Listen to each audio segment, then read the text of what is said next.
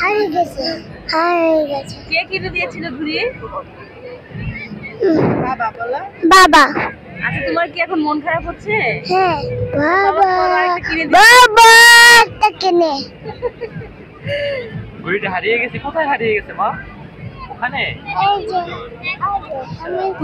তুমি ঘুড়ি উড়াতে পারো? ওরে বাবা।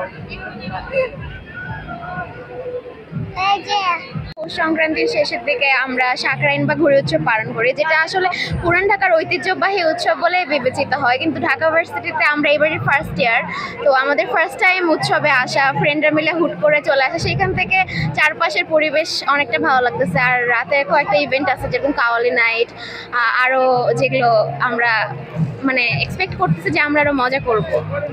এখানে যে পুরান ঢাকার ফিলটা কি আসলে পাওয়া যাচ্ছে? পুরান ঢাকা তো পুরান ঢাকাই না, ওইটা এখনো আসলে সেভাবে বলতে পারতেছি না, কারণ আমি এখনো পুরান ঢাকা অ্যাটেন্ড করি নাই।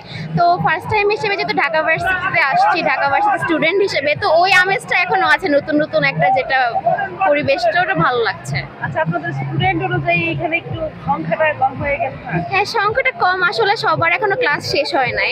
আর পার্সোনালি বলতে গেলে আমি চারুকলার স্টুডেন্ট, তো চারুকলার অনেক ডিপার্টমেন্টেরই শেষ হয় নাই। আজকে আমাদের অফ ডে ছিল, তো আমরা সবাই কোনো রকম চলে আসছি।